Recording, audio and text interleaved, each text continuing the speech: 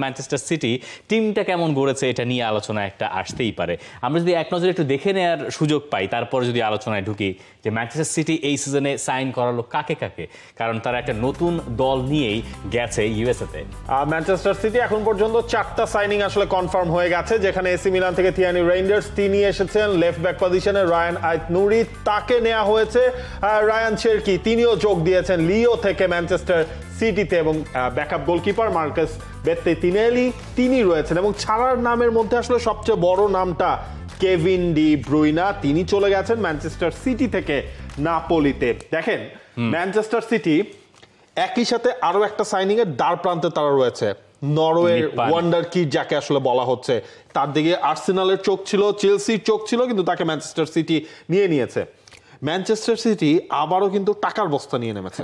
আপনি খেয়াল করেন এই যে লাস্ট যে এই বছরের জানুয়ারিতে যে উইন্ডোটা হলো, সেইখানে তারা কিন্তু অন্য কোন ধরেন বিগ নেমের ক্লাব এত স্পেন্ডিং করে নাই, এত নামের পেছনে তারা ছোটে নেই। আমরা নিকো গঞ্জালেসকে দেখলাম, ওমর মারমুশকে দেখলাম, মাঝখানটায় এসে তারা জয়েন করলেন, হোসানভ এসেছেন সেখানে, ভিতর রেস সেখানে এসে জয়েন করেছেন। এইবারও কিন্তু ম্যানচেস্টার সিটি শুরু থেকে তারা টাকা পয়সা নিয়ে রেডি। এখন কোন কোন জায়গায় কে এসছে, কেডিবি চলে গেলেন। কেডিবিকে তো আপনি দুইটা পজিশনে আলটিমেটলি ইউজ করতেন, নাম্বার 8ও নাম্বার 10ও, মানে মিডফিল্ডের মেইন নিউক্লিয়াসটা হচ্ছে কেডিবি রড্রির সাথে। সেখানেই তারা দুটা প্লেয়ার কিন্তু নিয়ে নিয়েছে, রেইন্ডার্সকে তারা নিয়েছে এবং একই সাথে চেরকি তাকেও কিন্তু নেওয়া হয়েছে। এখন এই সাইনিংগুলো আসলে কিভাবে ম্যান সিটিতে ওয়ার্কআউট করবে সেটা নিয়ে যদি আমরা একটু আলোচনার চেষ্টা করি। থিয়ানি রেইন্ডার্স এসি মিলানে দারুণ করেছেন, যদিও এসি মিলান ভালো করতে পারে নাই।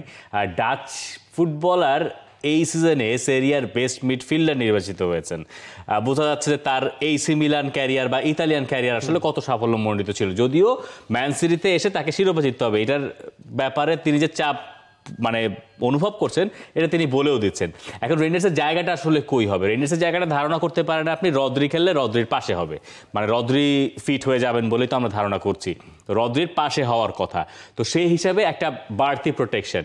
এখন তাহলে নিকোলাস গঞ্জালেজের আসলে কি ঘটবে, এইটা একটা কথা ধরেন আমরা ভুলে যেতে পারি, এইটা একটা জায়গা থাকতে পারে যে ঠিক আছে রেইন্ডার্স অথবা রেইন্ডার্সকে দিয়ে, আমি জানি না, রেইন্ডার্সকে দিয়ে রদ্রির জায়গাতেও ট্রাই করা যেতে পারে, যে সেন্টার ব্যাকের মাঝখানের জায়গায় যেতে পারেন, কিন্তু আমার মনে হয় রেইন্ডার্স আরে একটু সামনের প্লেয়ার, মোর অফ নাম্বার 8, মানে 4-2-3-1 খেললে ডাবল পিভটে যিনি হচ্ছে একটু সামনে থাকা ট্রাই করেন, তখন হচ্ছে ওই কাজটা রেইন্ডার্স করবেন। অথবা তার নরমাল পজিশন তো হচ্ছে আপনার সেন্টার মিডফিল্ডের লেফট সাইড দিয়ে তিনি মোটামুটি হচ্ছে তার জায়গা আপনি কয়েকটা পজিশনে খেলাতে পারবেন, এইটা তার একটা অ্যাডভান্টেজ। এইবার আসেন আপনি রায়ান চেরকির ব্যাপারে।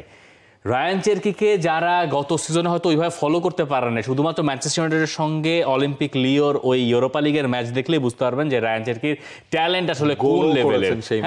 মানে এবং এই ফুটবলারের বয়স 21 বছর, যিনি যাকে মোটামুটি কত 42 মিলিয়নে বোধহয় ম্যান সিটি পেয়েছে, এবং তিনি এসে এখন বলছেন যে তার টার্গেট রদ্রি এখান থেকে চ্যাম্পিয়ন্স লিগ ব্যালন ডি'র জিতেছে, তিনি ব্যালন ডি জিততে চান। তার আত্মবিশ্বাসের লেভেলটা আপনি চিন্তা করেন। তার টার্গেট কিন্তু আরো কয়েকটা আছে। লিওতে থাকার সময় ম্যানচেস্টার ইউনাইটেডের কাছে শেষ মুহূর্তে যে টাই ব্রেকারে যে হারতে হয়েছিল রায়ান চেরকির দলকে, এইবার তিনি বলেছেন সেটার প্রতিশোধ তিনি নেবেন ম্যানচেস্টার সিটিতে খেলে ম্যানচেস্টার ইউনাইটেডকে হারিয়ে।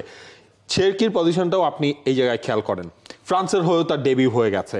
ফ্রান্সে তাকে ইউজ করা হয়েছে নাম্বার 10 পজিশনে বা অ্যাটাকিং মিডফিল্ডার হিসেবে, সেখানে চেরকিকে ইউজ করা হয়েছে। আবার আপনি যদি লিওতে খেয়াল করেন, লিওতে কিন্তু তিনি রাইট উইঙ্গার হিসেবে খেলে থাকেন ম্যাক্সিমাম ম্যাচে। হ্যাঁ, কিছু কিছু ম্যাচে তাকে হচ্ছে গিয়ে ঠিক স্ট্রাইকারের পেছনে অ্যাটাকিং মিডফিল্ডার হিসেবে ইউজ করা হয়েছে, কিন্তু এই জায়গায় কি করবেন পেপ গার্দিওলা সেই জিনিসটা হচ্ছে গিয়ে দেখা, তাকে কিভাবে ইউজ করা হবে। আপনি হচ্ছে গিয়ে স্ট্রাইকারের পেছনে তাকে ইউজ করবেন, নাকি তাকে রাইট উইং এ আপনি ইউজ করবেন। রাইট উইং এ তো ধরেন সাভিনিওকে আমরা দেখেছি লাস্ট সিজন মোটামুটি তিনি খেলেছেন, তার ওই দুইটা পজিশনে কম্পিটিটর কারা কারা, ফিল ফোডেনও কিন্তু সেই জায়গায় আছে, যদিও ফিল ফোডেন লাস্ট সিজন নিজের ছায়া হিসেবেই ছিলেন। এটা আসলে দেখার ওমর মারমুশের জায়গায় কি তিনি খেলছেন, না কোন পজিশনটা তাকে দেয়া হবে, কোথায় কে খেলবেন, এবং এটা বাজিয়ে দেখার জন্য ম্যান সিটির কাছে আছে এই গ্রুপ স্টেজের 3টা ম্যাচ। ওয়াদাদ এসির সঙ্গে তাদের ক্লাব বিশ্বকাপের যাত্রা শুরু হচ্ছে, এরপরে আল আইন, এরপরে শেষ ম্যাচ তাদের ইউভেন্টাস। তারা ওই সমীকরণে মানে ইউভেন্টাস পর্যন্ত ম্যাচটা টেনে নিয়ে যেতে চাইবে না। 6টা পয়েন্ট হলে মোটামুটি সিকিউর তাদের পরের রাউন্ডে যাওয়ার। শেষ ম্যাচে হয়তো তারা নির্ধারণ করবে যে কিভাবে গ্রুপ চ্যাম্পিয়ন হয়ে না পরে কই যাবে। যে কথাগুলো আপনি বললেন এইখানে ওই চেরকিতেও যদি আমি আরেকটু থাকি, যে ফ্রান্সে তার ডেবিউটা হয়েছে এই তো কয়েকদিন আগে নেশনস লিগের ওই যে শেষ ম্যাচটাতে, তো ওইখানেও আপনি দেখবেন যে সে নামার পরে খেলায় কিছু পরিবর্তন এসেছে। আমার বিশ্বাস যে তার পক্ষে প্রিমিয়ার লিগে জানি না তিনি কেমন করবেন, এইখানে একটা ধাঁধার জায়গা থাকতে পারে, কিন্তু তার পক্ষে one of the best midfielders হওয়া মানে খুবই খুবই সম্ভব। এরপরে আপনি আসেন যে রায়াত আল-নূর, আইত নুরির তো তার তো এক্সপেরিয়েন্স আসলে আছেই, ওই এক্সপেরিয়েন্সটা এখন ফুল ব্যাকে তো আপনার হচ্ছে একটা লেফট ব্যাক আসলেই দরকার, তাদের দরকার ছিল।